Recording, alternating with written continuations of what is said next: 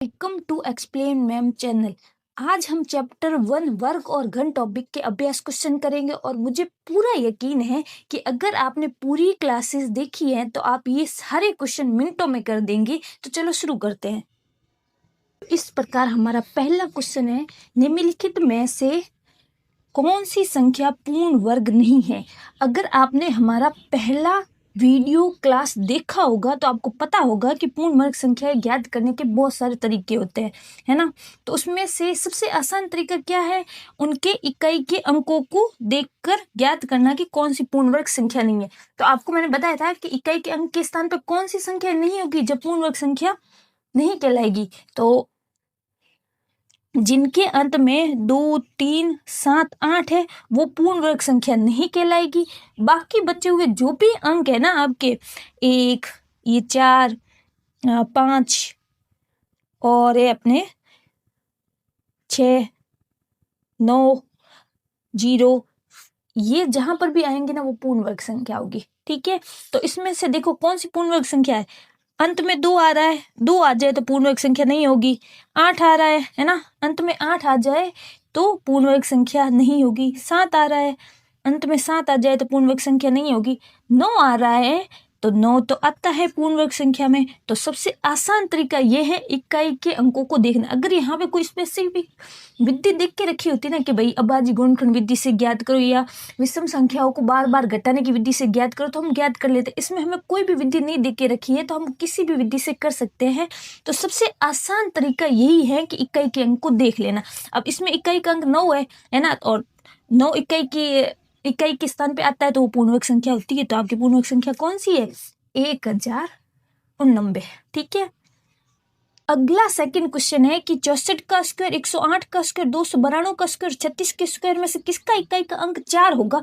तो मैंने आपको बताया था कि इकाई का अंक ज्ञात करने की विधि कौन सी होती है भाई, कि एक तो है कि आप 64 का स्क्वायर निकाल दो, जो कि बहुत बड़ा टाइम कंज्यूमिंग मैटर है। ठीक है, हम 64 का स्क्वायर क्यों ले, हमें 64 का स्क्वायर थोड़ी पूछा है, हमें तो बस इकाई का अंक पूछा है। तो हम इकाई के अंक को ही गुणा करेंगे, है ना। 64 का स्क्वायर नहीं लेंगे, सिर्फ इकाई के अंक को गुणा करेंगे।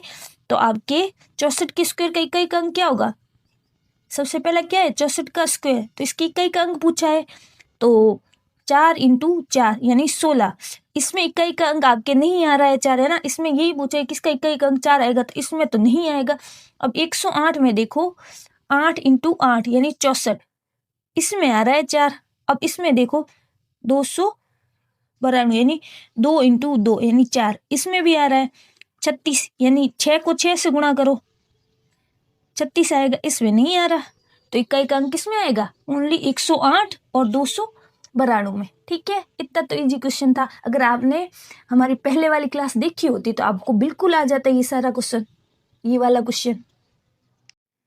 तो हमारे थर्ड क्वेश्चन क्या कहता है, थर्ड क्वेश्चन कहता है यदि 125 का स्क्वायर 15,625 है तो 126 के स्क्वायर का मान क्या होगा।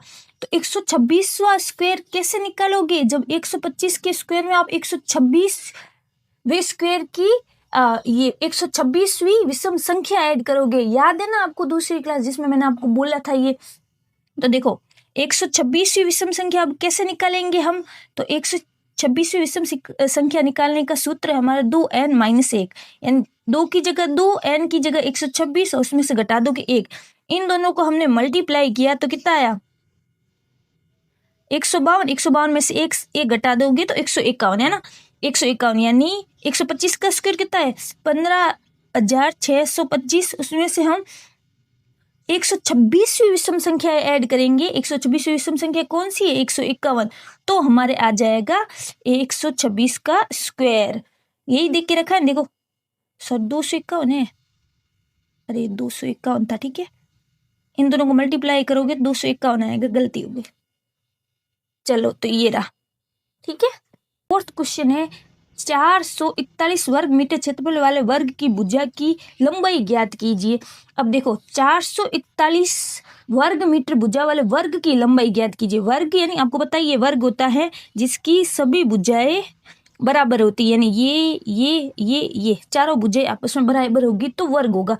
अब वर्ग का क्षेत्रफल कैसे निकालते हैं, वर्ग का क्षेत्रफल भाई मैम भुजा इंटू भुजा से निकालते हैं, है ना। भुजा इंटू भुजा बराबर आपके वर्ग का क्षेत्रफल आता है, वर्ग का क्षेत्रफल आता है। अब भुजा कौन सी हमें नहीं पता, ये तो हमें ज्ञात करना है कि भुजा कौन सी होगी, है ना। तो भुजा कैसे आप ज्ञात करोगे, तो भाई के भुजा का स्क्वायर है ना, भुजा का स्क्वायर होगा तो आपकी क्षेत्रफल आएगा। अब भुजा का स्क्वायर तो हमें नहीं पता क्या है, लेकिन हमें पता है क्षेत्रफल 441 है, और यहाँ पे लिख दो भुजा स्क्वायर, क्योंकि ये तो क्षेत्रफल है। अब स्क्वायर है ना, इसके ऊपर रूट आ जाएगा तो भुजा आ जाएगी। भुजा का स्क्वायर है ना, स्क्वायर दूसरी तरफ जाता है तो रूट बन जाता है, दूसरी तरफ जाता है तो रूट बन जाता है। तो अब ये रूट से बाहर निकालने के लिए आपको पता ही अभाज्य गुणनखंड विधि है, ये वाली विधि से आप रूट से बाहर निकाल सकते हो या पता कर सकते हो कि कौन सी भुजा है, ठीक है, कि रूट से बाहर निकालना जरूरी होता है। अब देखो इसमें किसका भाग जाएगा, मैंने आपको तरीका समझाया था कि लास्ट वाला अंक देखो एक है, एक ना तो 5 के टेबल में आता है ना आपके 2 के टेबल में आता है, तो इन सबको जोड़ो एक बार, 4 और 4 8 और 1 9, यानी 3 के पहाड़े में जाएंगे ये, ठीक है। 3 एकम 3, 7 21 होता है ना, 7 21 होता है। अब इसमें फिर से 2 का भाग दोगे, क्योंकि 7 और 1 8, 8 और 4 कितने होते हैं, 8 और 4 आपके होते हैं 12, यानी 3 का भाग दोगे, 3 चौक 12, 3 7 21, 3 8 24, 3 9 27, यानी 7 का दोगे। अब यानी कितने, 2 2 के जोड़े बन रहे, इसमें से भी एक निकाल दो, इस जोड़े में से भी एक निकाल दो तो 21 आएगा, है ना। तो इस वर्ग की भुजा क्या होगी आपके, 21 होगी, ठीक है। तो हमारा 5th क्वेश्चन कहता है कि वो छोटी से छोटी वर्ग संख्या ज्ञात कीजिए जो 4 9 और 10 से विभाजित हो। जब भी ऐसा क्वेश्चन आ जाए ना कि इन संख्याओं से विभाजित हो, तो हमेशा ही आपको अभाज्य गुणनखंड करना होता है। अभाज्य गुणनखंड करो सबको साथ लेके, अलग अलग मत करना, नहीं तो गलत हो जाएगा क्वेश्चन, ठीक है। अब सबसे पहले 2 का भाग दोगे, 2 का भाग इसमें तो जाता है, जिसमें नहीं जाता उसे सेम टू सेम लिख दो, और इसमें जाता है 5 बार। अब 2 का पहाड़ा फिर से लिखो एक बार, इसमें नहीं जाता, इसमें भी नहीं जाता। 9 का अब 3 के पहाड़े में जाता है 3 बार, इसमें नहीं जाता, इसमें भी 3 का भाग जाता है एक बार, इसमें नहीं जाता, और 5 में जाता है सिर्फ 5 का भाग, ठीक है।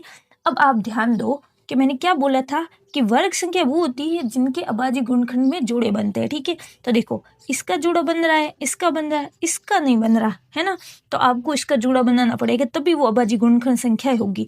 यानी 2 इंटू 2 इंटू 3 इंटू 3 इंटू 5, इन सबको गुणा करो।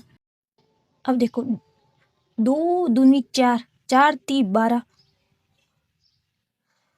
2 दूनी 4, 4 को 3 से गुणा करोगे तो 4 एकम 4, 4 दूनी 8, 4 ती 12, 12 को 3 से गुणा करोगे तो 36, 36 को 5 से गुणा करोगे तो आपके आएगा 180, 36 को 5 से गुणा करोगे तो 180 आएगा। अब देखो 180 पूर्ण वर्ग संख्या नहीं है, पूर्ण वर्ग संख्या कब बनेगी, जब ये जो 5 कम पड़ रहा है ना, वो इससे आप इसको गुणा करोगे, 18 पंजू 90, लास्ट में 0 बचाओ लिख दो, यानी 4 9 और 10 से पूर्णतः विभाजित है, और एक पूर्ण वर्ग संख्या भी है। एक छोटी से छोटी पूर्ण वर्ग संख्या है जो किससे, 4 9 और 10 से पूर्ण विभाजित है, पूर्णतया।